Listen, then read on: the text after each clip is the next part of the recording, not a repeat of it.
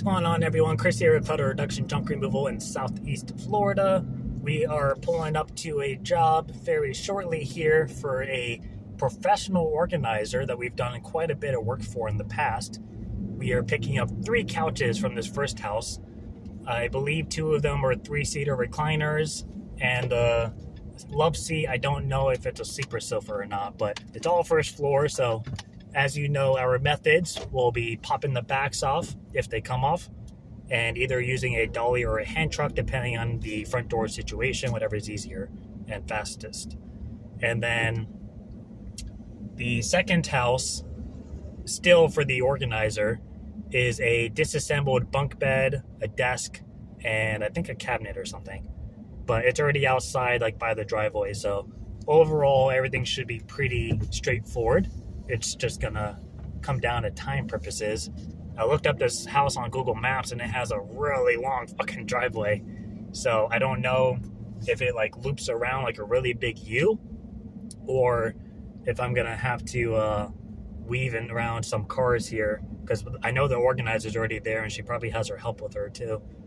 So 6717. It also looked like it may have a gate too, which would kind of suck. Hello. Say hello. Say hello. Say hello, everybody. Say Chris is gonna remove my 3 couches and my rug in this room. Yeah. Oh no. Licking up all the blood off of my shins. You're being a good boy. Or girl, I don't know what you are. Alright, so the rug goes.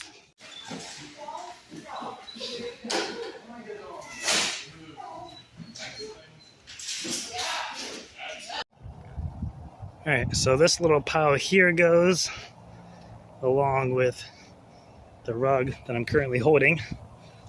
And then those couches, none of the backs come off, which sucks. And they're all pretty heavy and kind of nasty. So we're going to take them all apart.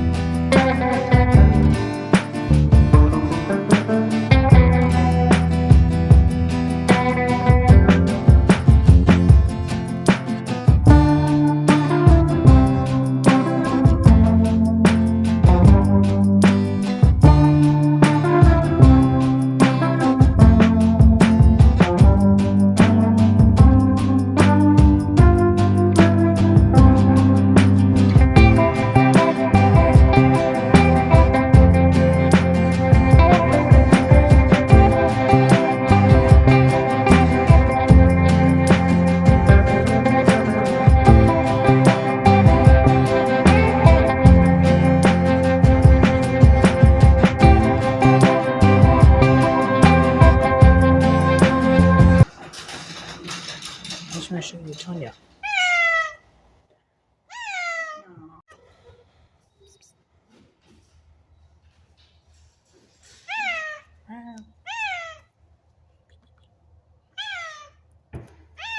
Look at this driveway. This is where I'm parked just because I let everybody out. What the hell?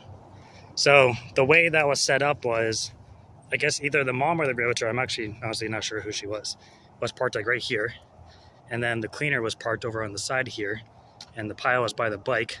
So I was like right here, It's still a pretty long walk, but can you imagine if you had to walk like 50 trips out to the truck?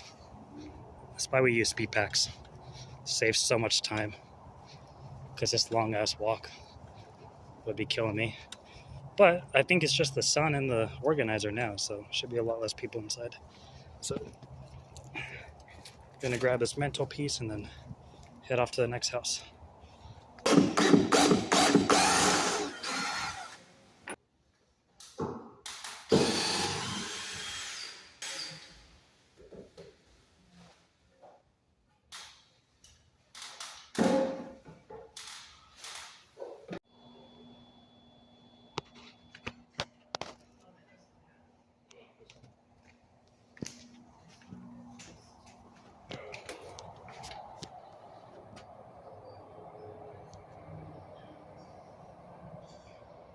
This is a reminder to always have wipes with you. I found like a 10-pack of these on a job once, not realizing that they're like $10 a bag.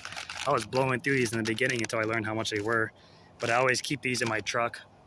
Like, I look like I had soot on me, or suit, I don't know, from the dog stuff, but we're all tarped up. I really like the setup I have. If you remember on my 12-foot trailer, I had D-rings on the top rails I would tie bungees to, and like carabiner clips. And on this, I didn't have that. So what I did instead was I used these E-tracks that came, or these D-rings that came with my E-tracks, and they just buckle into the top one. And I have it dedicated to each E-track. And they've been working really well because I'm able to run bungees like this. And like on the other side, anywhere there's like a gap, I'll run a bungee to kind of just hold it in place a little better. It's one of my fears is something flying off the truck and causing an accident. So that's it for this job. All the neighbors are coming home. We're gonna get out of here because we got Chris at like 5 minutes ago. We were on our way back home. It was pretty much 3/4 of a load. All the neighbors were coming home and going out, and they all weren't very happy that I was parked out front of that house. Someone was trying to get by on a jet ski, and the guy just stared me down as I was walking down the driveway with bags in my hand. So I stared at him back. And like when I got towards the truck, I was like, I'm moving. And he just stared at me and walked away. It's like, I didn't realize that this whole street was yours. Sorry. It's a two-way road here. So we are finally eating. I've had one PB&J today. Got my little broccoli head with some hummus. Got some baby carrots, a little orange. Speaking of food, what do you guys bring with you on your days? Or do you not bring anything, you just eat out?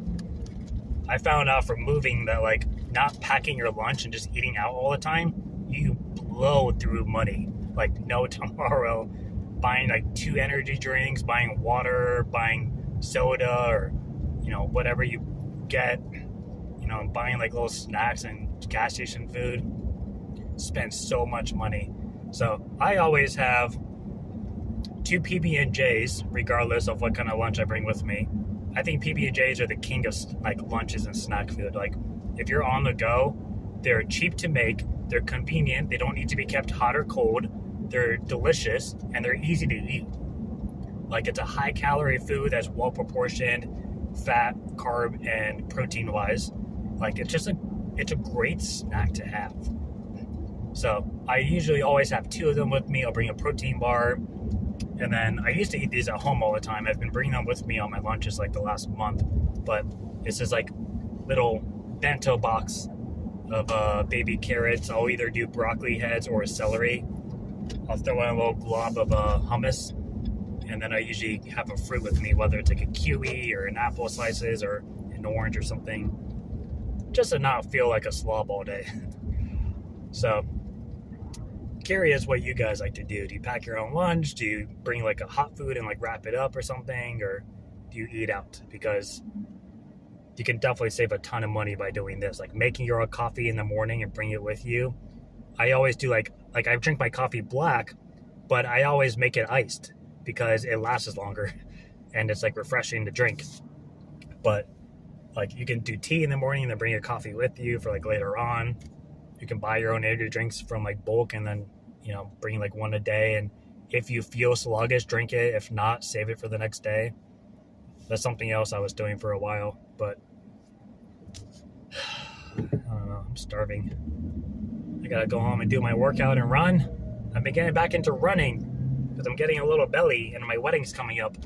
So every single day I run 1.5 miles at an adequate pace, like a 8-minute mile pace. I know that's not special, but I'm out of shape. And then I do my workout, 100 push-ups, 100 pull-ups, 100 sit-ups or crunches. And then I do a farmer carry with a trap bar, as much weight as I can, usually like 250, 300 pounds, around my backyard 3 times. And then I do an overhead press on my landmine bar. And then I'll do a front squat with the landmine bar. And I do that like 5 to 7 days a week. Probably closer to 5 days, because if I feel like crap, I don't do it. But I've been doing that for like 2 weeks now. And so far, so good. It beats powerlifting. I could not do powerlifting. I did powerlifting before I started doing moving, and that wasn't anything special. And like, I think my best squat was like 415. My best deadlift was like 495 or 505 or something. And then my best paused bench was 255. These little scrawny arms aren't meant for benching. But yeah, like I started doing moving, and like I immediately was like, nope. Can't be going up 3 flights of stairs and walking 30,000 steps with heavy stuff and then go squat 400 pounds the same night. It just didn't work. But so I've bounced around going to the gym back and forth and trying to find something that works for me. So far, this workout works pretty well. Like, I'm not doing anything super draining. I'm not killing myself. You know, it's calisthenics and like 3 weighted exercises. And they're like 3 sets of like 5 to 7, 5 to 8. So that works out for me pretty well. But that's pretty much it. I'm just tired, so I'm rambling.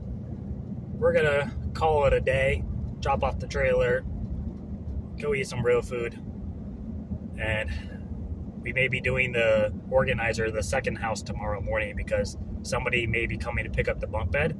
And I was telling her, I was like, this was a lot more than I was originally told, so I could probably squeeze you in, but there's no guarantee. So if you want to just wait until tomorrow in case the guy's friend comes to get the bunk bed, you know, then I'll just come out tomorrow. It's no difference to me. So we'll dump in the morning, and then tomorrow we're going to be going by a comic book store. Well, it's an anime shop, but comic book store, and trying to see if they want to buy. I got a bunch of comics on a job the other day. I'll be making a video about it later on, along with something else I got that's super cool. So I'm trying to see what they'll value it as, and if it doesn't seem worth it, then I'll try to eBay. But I really need to get into eBay. I have so much stuff to sell on eBay that like they're just not meant to be sold anywhere else.